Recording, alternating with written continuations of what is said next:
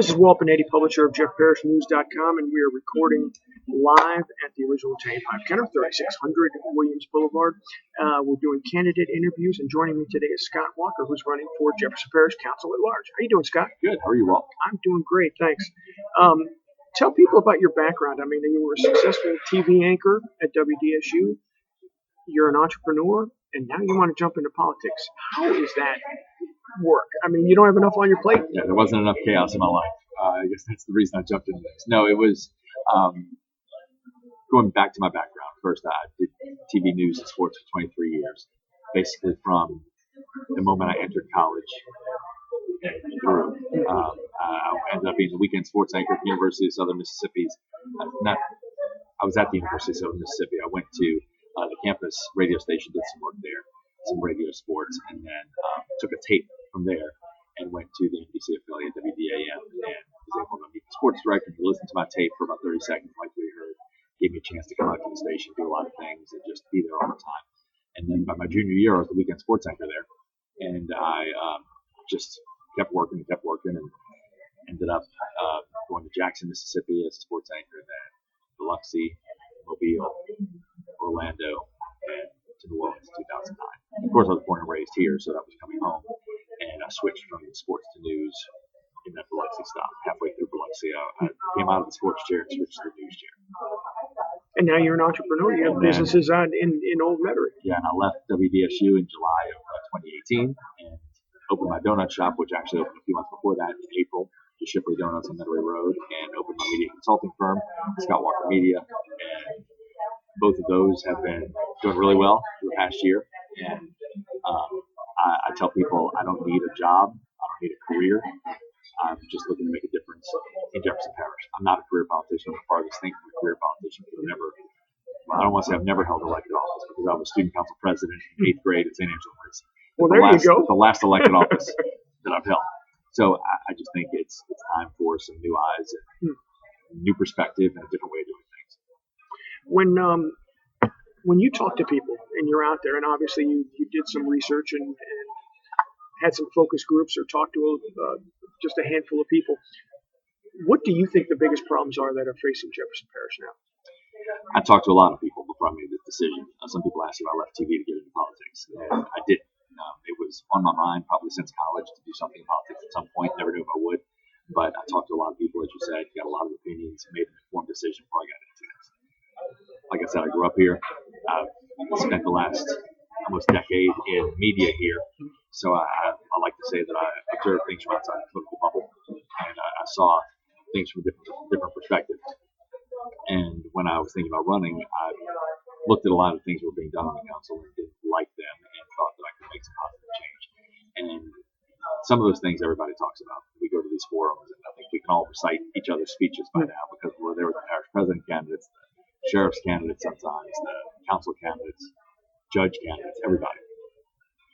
But the biggest issues that people talk about religiously in Jefferson Parish are drainage, which is obviously a problem here, but not to the extent that it is in Orleans Parish. Orleans Parish, you have cars in canals. I hope we don't have cars in our canals, but I do know that the house that I live in Metairie, near Potted Playground, which pumps drain into Potted Playground in Old Metairie now,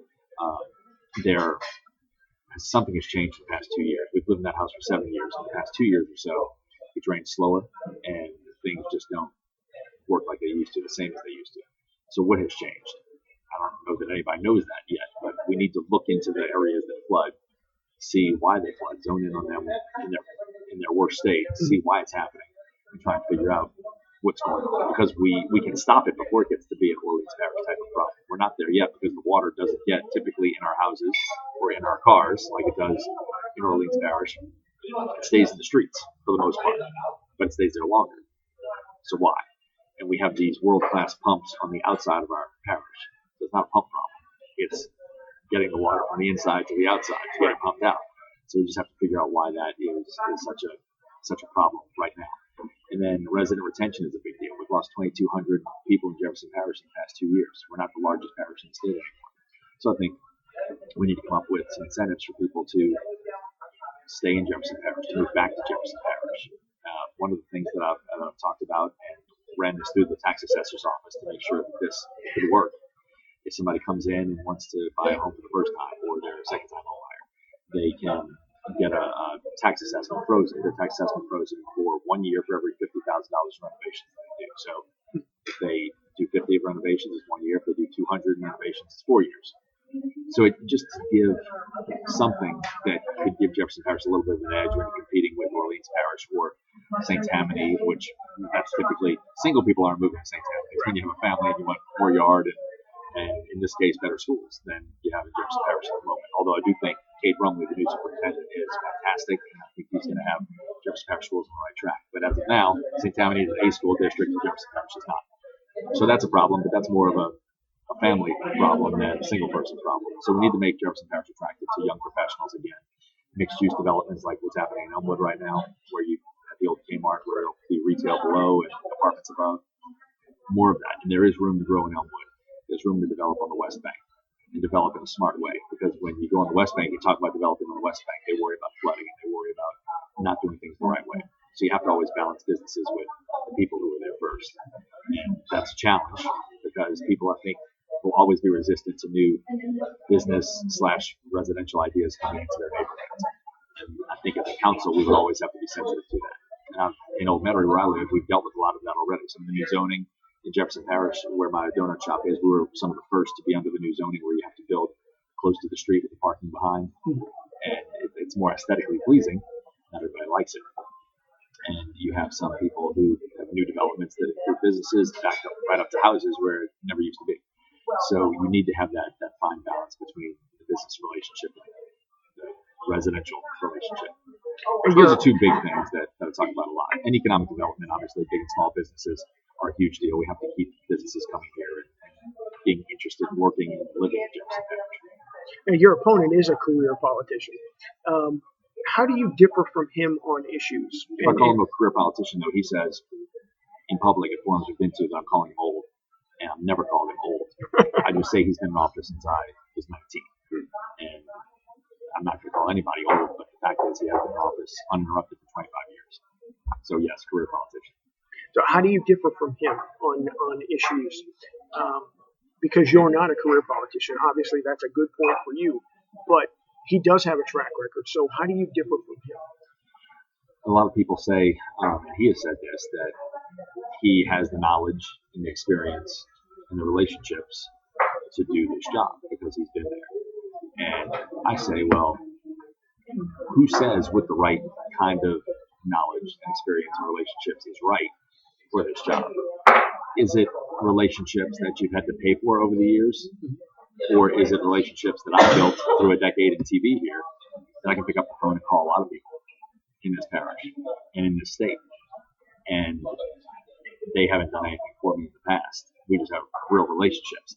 So I think when it comes to dealing with people, to say that the experience factor is a negative mark on me or the relationships factor is a negative mark on me, I don't buy that.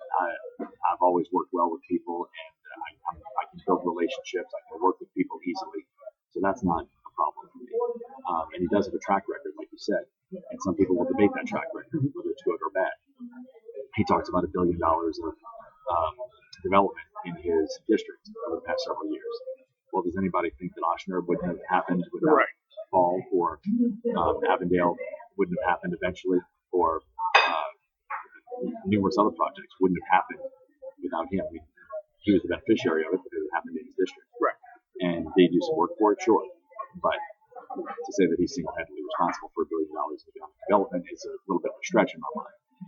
But I think that track record is debatable. You can look at a lot of things over the years and see things that could have been done that weren't, and things that were done that maybe couldn't have been done otherwise. I don't want to take away giving him due credit for things that he did do during the time he spent in office. But I also think, and this is from talking to numerous people, that he doesn't do things during an election year. He kicks them down the road. So basically you get 3 years off 4 when he's your guy.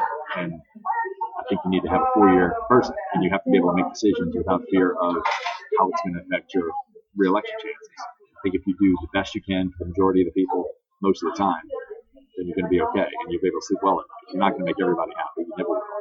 But you just need to do the best you can for most of the people, and hopefully it all works out in the end. If it doesn't, in my case, I know I did the job that I thought I could do in the best way that I could do it. And if people vote me out at the end, they vote me out. But like I said, I don't need a career out of it. So I'm going to come in and do the best I can for 4 years. If it works, then I'll do it for another 4.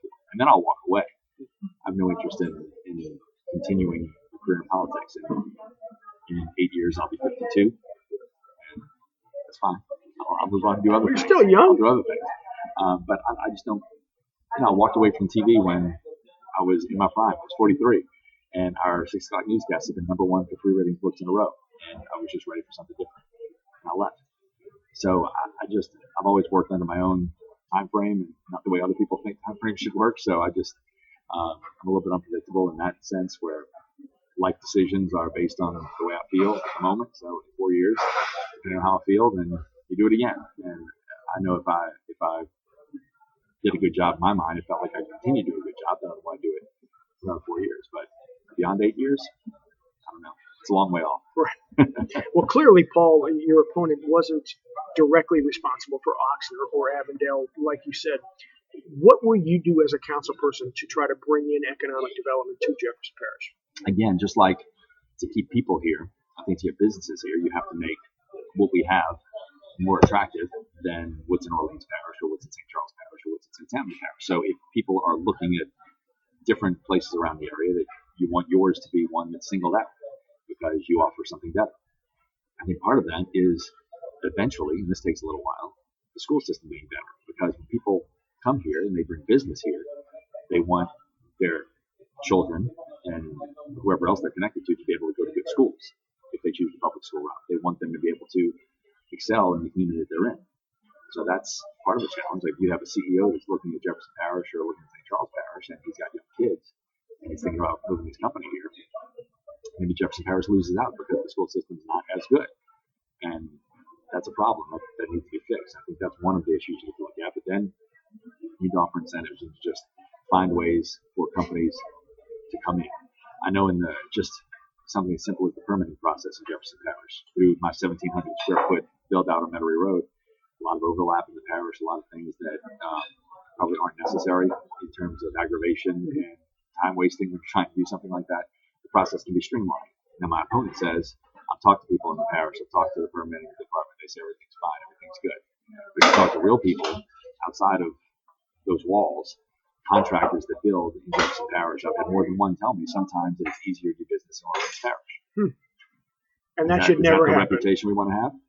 I don't think so. So if people want to come in and build, if people want to come in and do business, we need to make it easy for them to do business, as easy as possible. It doesn't seem like rocket science, but it's a problem sometimes.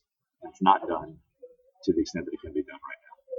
Well, as a career politician, your opponent has a huge leg up as far as fundraising because he can reach out to parish contractors, and I'm sure he has. How are you going to overcome that gap? Well, I'll tell you this. That's probably the most frustrating part of running a political campaign, being this is my first rodeo. He controls a lot of that money because people have to give to him because they do business with the parish. And if they don't, then he can kind of make their life miserable if he chooses to. And I've had several people tell me that. I would like to give to you, but I have to give to Paul. Right. A lot of people. And I understand that. That's how the game works right now. If it were up to me, and if I can help affect this change on the council, I don't think anybody who does business with the parish should be able to contribute to political campaigns, period. It would make the races much less expensive. It would allow other people to run in races who don't have the type of financial resources that some do. And look, I don't have deep pockets. Most of my money is tied up in that donut shop. So I raised in the last reporting period that we just completed, he raised $36,000, I raised $49,000. So I raised him in that period without the backing that he has, right. Without those big, $10,000, $5,000 checks, or over the course of time he's gotten those, not all in one period, but the big checks. I don't have those, and he just had a big head start because he had money left over from other elections too. So he had a lot more money going into it, but in the last period I felt good about the fact that we raised 50 and he was well below that. That made us feel good. In his last election, final reporting period before the 10-day reporting which is the next one coming up, I think he had raised 110 in his district council race. So he raised less, we raised more. We feel pretty good about it. Do you think the council has too much power with no bid contracts and with getting contractors involved? What does the council know about contractors? Right.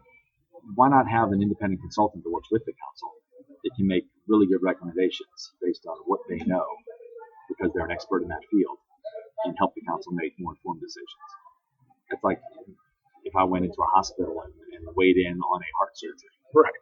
You don't want me to do that. I mean, I know some things about construction, and I know some things about what we've dealt with and what I've dealt with on a personal level with my business. But does that make me know everything to know about the world of contracting and what needs to be done when it comes to these things, and who's? And I know they're all pre-qualified, and everybody does business with the parish as a qualified contractor, and they're approved by the parish, so you're not going to really screw up. But a lot of these contractors, the same ones get a lot of the work, and then a lot of the same ones get the crumbs. So I think just spread the wealth. You have all these people who are qualified, so spread it around and help everybody make money. Don't just keep going to the same people, the same businesses. Well, the good news is on October 12th we'll have a winner. Yes, because it's just no runoff. Just you and your opponent. Between October 12th and January, I mean, what are you going to do to make sure you have a head start and so you can hit the ground running when you take office? Well, I've done some light reading on the parish charter, off and on, the past several months. I was actually reading some today, just looking at different things to try and educate myself on things that I'm not as up to speed on yet as I should be. But I don't need to be if I don't win. So once I lock this thing up on October 12th, then I'll have some work to do between now and then, just to, I think, familiarize myself with how everything works within the government buildings, just so I don't go in and have a big learning curve. There'll be some kind of learning curve anyway, because it's a brand new thing. But I got pretty well, and I think as long as I go in knowing the structure of the meetings, I've been to several council meetings, but I think until you're up there, you have large people, the council people they run the meetings and they put items on the agenda, so you need to be able to work with the other council people, and I think I'll be able to do that very well.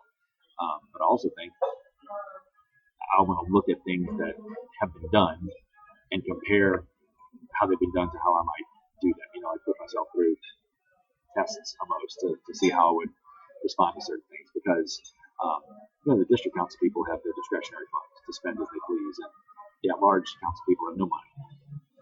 So I think part of the responsibility of that large council person is to be a watchdog and a gatekeeper for that money. And the rubber stamp votes that go through the council, this 20,000 is approved here in this district and it's a rubber stamp vote because everybody else wants that council person and the other council people to vote for their stuff. Right. And they want it all to be easy. And I think if you have a drainage project or you have an infrastructure deal, something that is in your parish in your district, it's a district issue, then sure, it's a rubber stamp thing. Just put it through and it's fine. But I think some things require further discussion and some questions, whether it's a district issue or a parish issue, things like Mardi Gras, things like hospital leases, things like Avondale. Those are bigger issues, and I think they require a little more discussion, and it's not necessarily a rubber stamp vote. So I think it's okay to ask questions. It's okay to think independently. It's okay to vote 4-3. It's okay to vote 5-2. It's okay to vote 7-0. I'm not a big fan of these 4 people always vote the same and these 3 people always vote the same. You can be different. Right. And I guess as the at-large council person, you don't need somebody to scratch your back, because you're just you do need to. You don't want to go in there and napalm the place and burn bridges. You need to work with people, but not to the extent that the money's involved, and you have to kind of balance that so everybody gets what they want. Now, on day one, what will be your first task or first issue that you find where tackle? The office is? Yeah. After that, find the council chambers from the office. One thing I would really like to look at, and this isn't necessarily a first date thing, but it's a first little while thing. I think our real term limits on the council. I think if you serve 8 years in that large seat and 8 years, or 8 years in a district seat and 8 years in that large seat, or vice versa, that you can't then go back, because that defeats the spirit of term limits, I think. Should we eliminate the at-large positions at all? I think I always say I'm a fan of good ideas, smart ideas, and I would listen to anything that made the process better. And if it meant doing that, then I would certainly look at that. But I think right now, where you have somebody who can do 8 years in a district council seat, then do 8 years in an at-large seat, and keep repeating the process indefinitely with no limits. Some people say, well, if we don't like them, we'll vote them out. But they also voted for term limits overwhelmingly. So I think people want term limits. They want to see new people in. And that's what I've heard a lot on the campaign trail is thank God somebody else is running. Thank God we have a new face. We need new faces. We need new ideas. We're tired of seeing the same recycled faces over and over again. So I know that desire is there. And a lot of times if an opponent is really strong, people just don't run. And they just get a free ride. And everybody should have an opponent. I think. It's just, but I can see why people don't want to do it after going through the process. And I've had people tell me, I wrote about this on Facebook the other day, as recently as a few weeks ago. I've had people from the beginning to a few weeks ago trying to convince me to get out of the race. This isn't your time to run. You should wait your turn. You're messing things up. You don't have a path to victory. And I've seen the path to victory. It's actually there. Our polling shows there's a pretty good path to victory, and we're on our way. But to have people tell you that is the frustrating part of politics, because you know there are plans in place and people want to do this and that. Right. You're not following instructions. So I'm happy to jump in and stir things up a little bit and be that differing voice that the council isn't used to, number one, and the public in general probably isn't used to. Because there's such a distaste for a lot of the operations of local government and national government for that matter. And it doesn't have to be that way. I mean, we should be working for the people of Jefferson Parish. Well, that's the goal. I think the longer you're in office, the easier it is to figure out why you're there. Right. Because you know this person, that person, favors here and there. I don't know anybody anything. I hold up a piece of paper that shows what I owe. It's a blank piece of paper. My opponent would hold up one of the CVS receipts that just goes down forever. And that's the difference. I think right now is there's a big difference. And if you really want change, you really want new ideas and somebody different, I'm that choice. I say if you want politics as usual, he's your guy. Vote for him. If you've been voting for him for 25 years, you want to keep doing it, that's your guy, go ahead. But I'm a distinct choice. Well, early voting starts Saturday the 28th, and then the election is October 12th. How can people get informed about you and your positions and get involved in your campaign? First of all, LSU, Florida is on election day in Baton Rouge. So that's terrible. We should have a good turnout because it's a governor's race and people are predicting the turnout to be between 45 and... Well, I'm sure it's going to be a night game, so people don't have an excuse. They can go. But you know, LSU fans get there early. Right. They go all day. The polls open at 7. So I say if you don't vote early, which do that if you go to Baton Rouge, vote early. If not, vote early on game day. Get out there at 7 o'clock, get it out the way, and then go to Baton Rouge. So that's the most important thing, is just to get out and vote. Because so many people talk about wanting change. So many people want to feel like they're part of the process. They're disgusted about the process, but it doesn't change unless you really go out and try to affect change and think that your vote matters. And especially in races like this, votes matter. Right. Every vote matters. I remember when Tom Capella beat Ed Nunez several years ago for his at-large council seat. Ed Nunez was a heavy favorite, and Tom was the new guy. And he ended up winning he got into the runoff, I believe. I might have these numbers flipped around, but he got into the runoff by about 800 votes and won the election by 3,000 or vice versa. That's a close vote total. So you want to be able to get the people who complain the most out to vote, because you can't complain if you don't vote. So get out and vote and do your part. As far as I'm concerned, if you want to learn more about me, we're kind of all over the place. ScottWalkerJP.com is my website. And I have a letter to the people of Jefferson Parish that I wrote on there that kind of goes through everything. Facebook, Twitter, Instagram, all Scott Walker JP is the handle. And we put a lot on the Facebook page. A lot of it gets on the Twitter and Instagram page too. The Facebook's kind of like the hub for everything. So a lot of the videos we've done, we've put out a couple of recent videos to get into a couple of issues. We have more coming. We are hoping to have a little bit of money left to do a little bit of TV down the stretch, but right now we shot some things and we're using digital really well. I think that's where elections down the road, it's going to be even a more important aspect of it than it is now. This is really only the second election cycle where social media has been a big part of it. It's really only been prolific for about 7 years, because it started about 10 years ago, like really mainstream Twitter and Facebook, where people outside of college students were on it. Instagram, Snapchat, and everything else is really still in its infancy. So you saw how it affected the presidential election and all the accusations with Russian interference and everything else. So when the next presidential election comes around, what's going to happen then? How powerful is it going to be? And then what happens after that? So I think people use social media well now, and to use digital well is necessary and pivotal in an election like this. And my opponent's been on record saying, I don't really fool with social media. I think that's a mistake. You need to be accessible to people in a new way. You need to be there for your constituents. I did that on TV, whether it was a severe weather event or a mass shooting or whatever. You get information so much faster. Right. Talk to people and converse back and forth so much easier. I remember during Hurricane Isaac, when there were a lot of places out in St. Charles Parish that were underwater, people were in their attics. It was, much lesser, to a much lesser extent what Katrina was like. There were people stuck in their attics and the floodwaters all around them and they couldn't get out.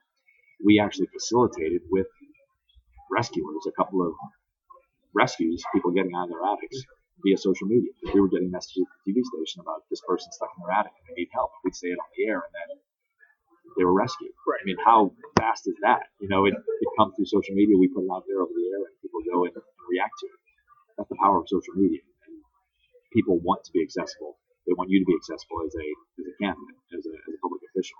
So you need to be able to offer that to them. And I think it needs to be a two-way street. And I've always worked on that two-way street as long as I was in TV, and I'll continue to do that as a Jefferson Parish Council. Well, we appreciate your time. I wish you good luck, and election day getting closer. October 12th. You getting excited? Heart beating a little faster every day? I am excited, and I know we're in the home stretch now, and it's been a rough. The campaign is hard. Mm-hmm. This is my first one, and it's been hard. And I don't think my second one would be any easier. I think it's just you do what you have to do. You go to all these civic association meetings, right. You meet as many people as you can, you get in front of as many people as you can possibly talk to. And that's what we've done. And we feel like, especially since I'm new at this, we need to do more. And we've done a lot. And I've been tired. But I'm plugging through it. And it's been fun. To not say the days are long, but the weeks are short. Time goes by pretty quickly. So it's already, this week it's Thursday. Well, hopefully you can bring some needed change to the Jefferson Parish Council and to Jefferson Parish government. Thank you. I appreciate the time.